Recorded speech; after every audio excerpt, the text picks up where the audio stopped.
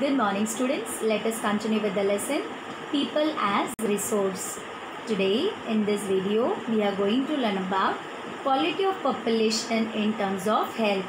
In the previous video we had learnt about quality of population in terms of education. We are also going to learn about unemployment and its types. There are two types of unemployment: seasonal unemployment and disguised unemployment. We will be also learning the employment structure in the three sectors, that is primary sector, secondary sector as well as tertiary sector, and we had learned all these sectors in the previous video. Let us continue with the lesson. Health. The health of a person helps him to realize his potential. Potential means capacity and the ability to fight illness. It is very clear that the health of a person helps him to realize his capacity as well as the ability to fight illness. An unhealthy person is a liability for an organization. Isn't it, students? If the person is unhealthy, he cannot give his 100% in his work. Hence, an unhealthy person becomes a liability for an organization. Health is an indispensable. What do you mean by indispensable? Indispensable means very essential. Health is an indispensable basis for realizing one's well-being. Why is health an indispensable basis for realizing one's well-being? The answer is, a healthy person can work hard, work cheerfully, realize his dreams. He can face life's challenges boldly, isn't it? With adequate strength and energy. So, health is an indispensable basis for realizing one's well-being. I hope it is clear, students. And due to all these reasons, improvement in the health status of the population has become the priority of the country. I hope it is clear. Here in this image you can see unhealthy person as well as healthy person. Unhealthy person is a liability for the country and healthy person is an asset for the country. Our national policy aims at improving the accessibility of healthcare. Accessibility means reachable. Okay, so accessibility of healthcare means wherein the people can easily reach. Family welfare and nutritional service with a special focus on the underprivileged segment of population. What is underprivileged segment of population? Here, underprivileged segment of population refers to the poor people who live in poverty. Once again, students, our national policy aims at improving the accessibility of healthcare, okay, family welfare and nutritional service with a special focus on the underprivileged segment of population. I hope it is clear. Here in this image you can see health care for the poor people. Over the last 5 decades, India has built up a vast health infrastructure. Decade is a period of 10 years. So over the last 5 decades, India has built up a vast health infrastructure. Not only this, but it has developed manpower. Manpower means labor force. Manpower required at primary, secondary and tertiary sector. We had learnt about all these sectors in our previous video. And you all know that we require labor force, that is manpower, right, in all these three sectors. So our country has built up a vast health infrastructure and has developed manpower required at primary, secondary and tertiary sector, in government as well as in the private sector. Now what is this government and private sector? We will be learning in detail. Here in this image you can see the three sectors of Indian economy. Okay, that is primary sector, secondary sector and tertiary sector. Now let us learn about public and private sector. Public sector is usually comprised of organizations that is owned and managed by the government. Their motive is welfare of the people. Now let us learn about the private sector. Private sector is owned by private individuals or groups and their motive is to earn profit. Okay, so I hope it is clear, students. Here in this image you can see a government hospital. Government hospital is the example for public sector, that is government sector. Their motive is welfare of the people. This is the image of a private hospital. It is the example for private sector, wherein their motive is profit maximization. Students, have a look at this table. You will come to know the changes that has taken place from the year 1951 to 2013. Let us begin with SC, PHC and CHC. Now, what do you mean by SC, PHC and CHC? Let us learn more about this. SC stands for sub-center, PHC stands for primary health center and CHC stands for community health center. Now you will ask, Miss, what are these, right? Let us learn. Based on the norms of the Government of India, okay, the health institutions are divided into three types. So SC, PHC and CHC are the three types of the health institutions. I hope it is clear, students. So in the year 1951, okay, SC, PHC, CHC were 725, but in the year 2013, okay, they have been increased, that is 1,81,319. Let us talk about dispensaries and hospitals. Dispensaries and hospitals were 9,209 in the year 1951. That has increased to 19,817. Now let us talk about the beds in the hospitals. It was 1,17,198 in the year 1951. That has increased to 6,28,000 the year 2013. Now let us talk about the doctors. Doctors were 61,800 in the year 1951. Okay, doctors have been increased. Okay, their total is 9,18,000 in the year 2013. Let us talk about the nurses now. It was 18,054 in the year 1951. That has increased to 1,09,224 in the year 2013. I hope it is clear, students. Now let us learn about the outcome. These measures adopted have increased the life expectancy. What is life expectancy, students? Life expectancy refers to the number of years a person is expected to live. So these measures adopted have increased the life expectancy to over 66 years in 2011. Infant mortality rate has come down from 147 in 1951 to 42 in 2013. Now what is infant mortality rate? Infant mortality rate is the death of a child under 1 year of age, which means the child before celebrating his or her first birthday dies. Okay, so infant mortality rate has come down from 147 in 1951 to 42 in 2013. Crude birth rates have dropped to 22.1 and death rates to 7 within the same duration of time. Now let us learn about the birth rate and the death rate. Okay, birth rate is the number of live births per 1,000 persons in a year, and death rate is the number of deaths per 1,000 persons in a year. You need to remember this. Once again, birth rate is the number of live births per 1,000 persons in a year, and death rate is the number of deaths per 1,000 persons in a year. Crude birth rates have dropped to 22.1 and death rates have dropped to 7 within the same duration of time. Increase in life expectancy and improvement in child care. Okay, these both are useful in assessing. Assessing means evaluating the future progress of the country. Increase in longevity of life. Longevity of life means long life. Increase in longevity of life is an indicator of good quality of life marked by self-confidence. So, long life is an indicator of good quality of life marked by self-confidence.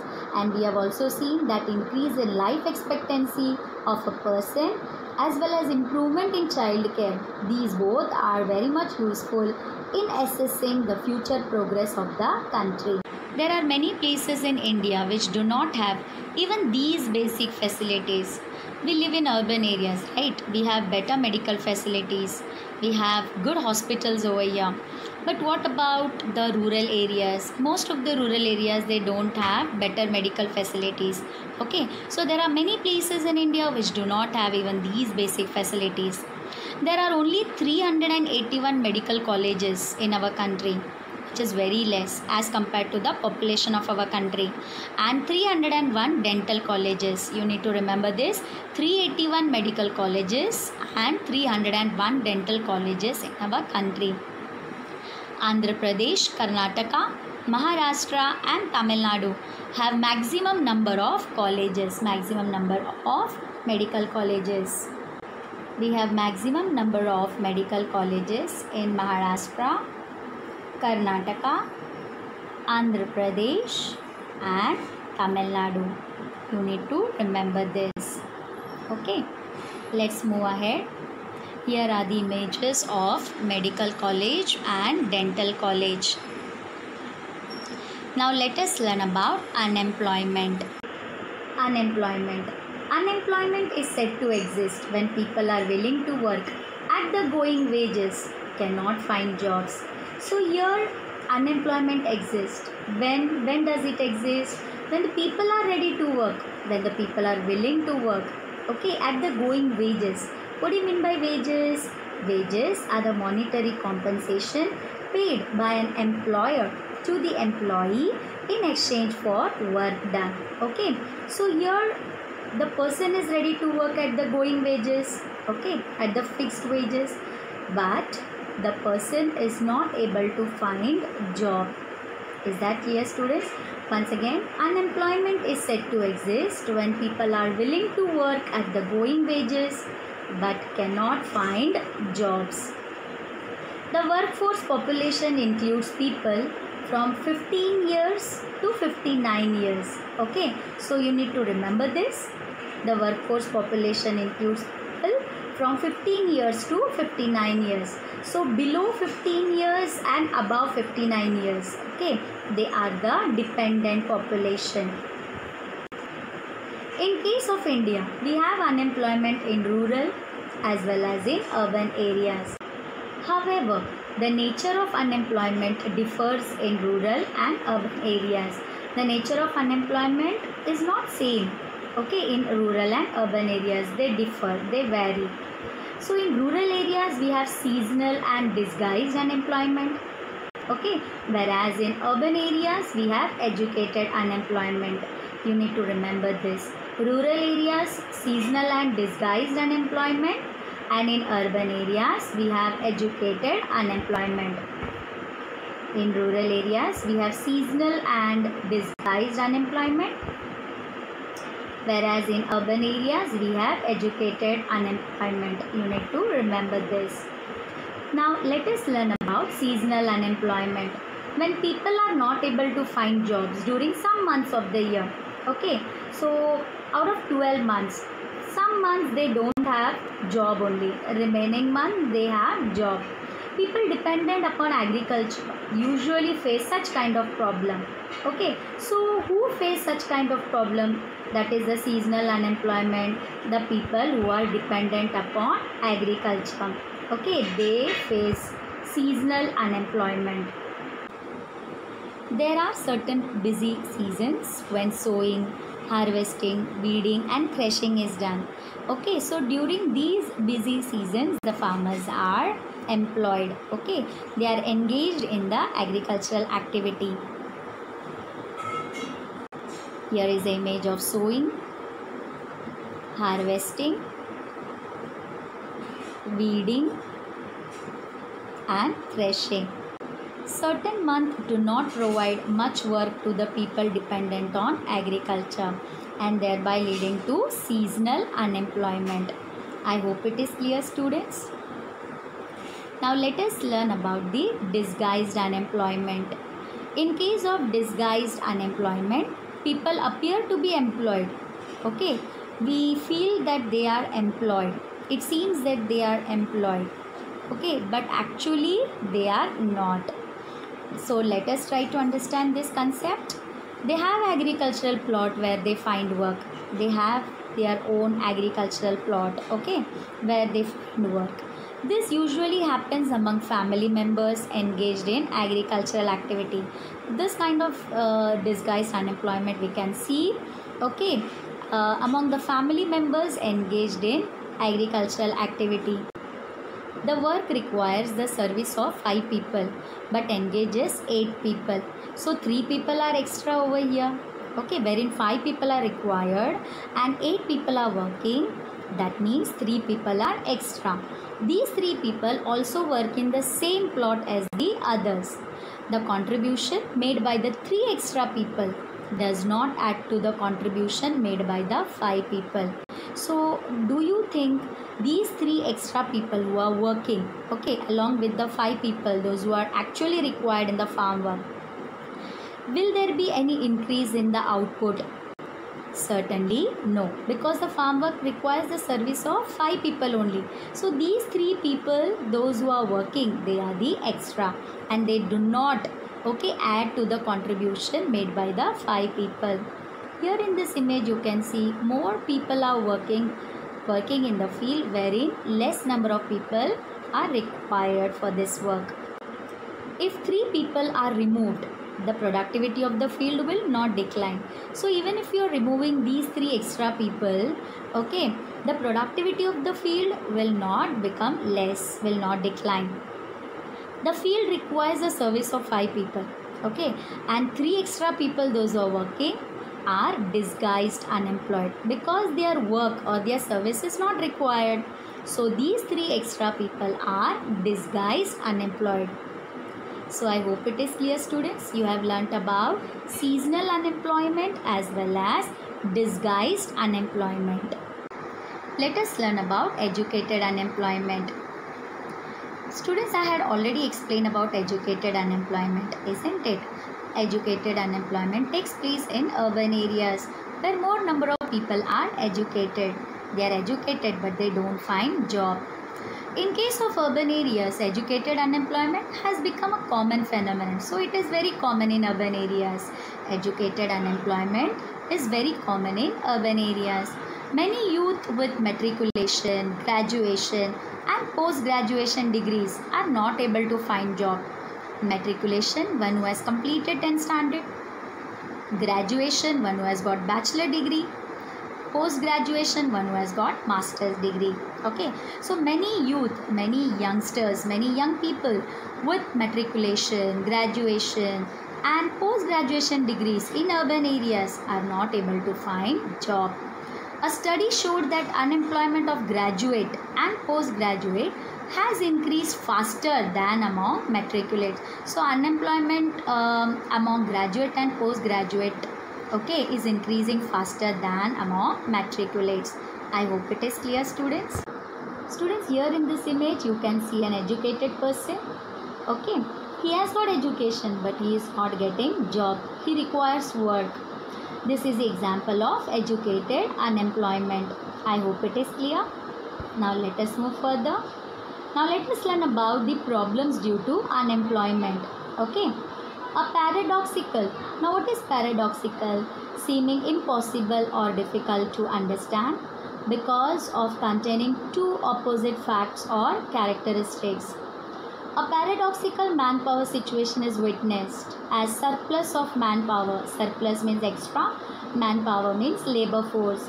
Surplus of manpower in certain categories coexist with shortage of manpower in others. So somewhere we have surplus of manpower, okay, whereas somewhere we have shortage of manpower. There is unemployment among technically qualified person on one hand. People are technically qualified but they are not employed, okay, they are not finding job. And on the other hand, there is a dearth of technical skills required for economic growth. Dearth means a lack of something. So somewhere you see technically qualified people are available but they are not getting job, and somewhere the people, they lack technical skills which are required for the economic growth. I hope it is clear, students. Unemployment leads to wastage of manpower resource, isn't it? We have labor force, but due to unemployment, it is wasted. People who are an asset for the economy turn into a liability. We have seen that people, those who are educated, right, those who are trained, those who are healthy, they are the asset for the country. But here, due to unemployment, people, those who are an asset for the economy, they turn into a liability. Unemployment tends to increase economic overload. So due to unemployment, there is increase in economic overload as well. The quality of life of an individual as well as society is adversely affected.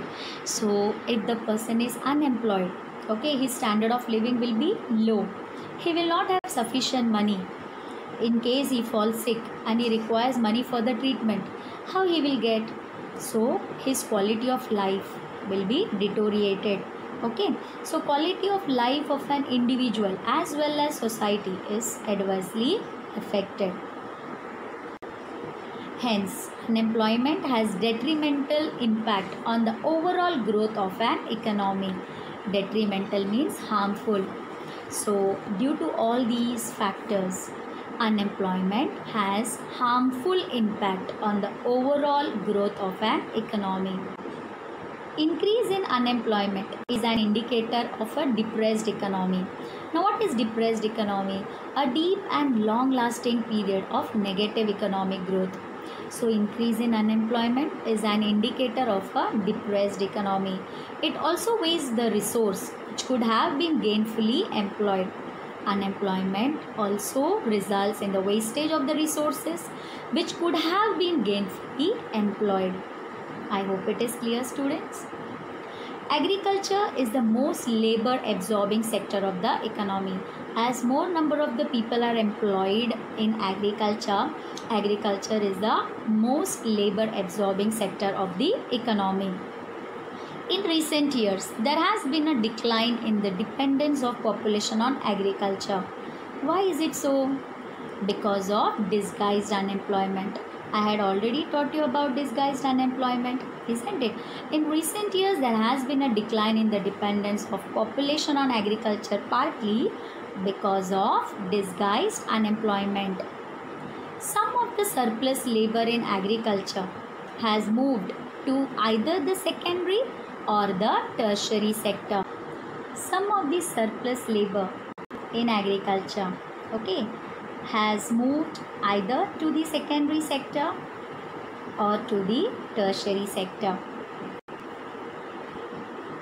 Once again, some of the surplus labor in agriculture has moved to either the secondary or the tertiary sector. In the secondary sector, small scale manufacturing is the most labor absorbing. More number of people are employed in small scale manufacturing. Okay, that comes under secondary sector. In case of the tertiary sector, various new services are now appearing like biotechnology, information technology and so on. So in case of tertiary sector, we have various new services appearing, okay, like biotechnology, information technology and so on. So what is biotechnology? Biotechnology is technology based on biology.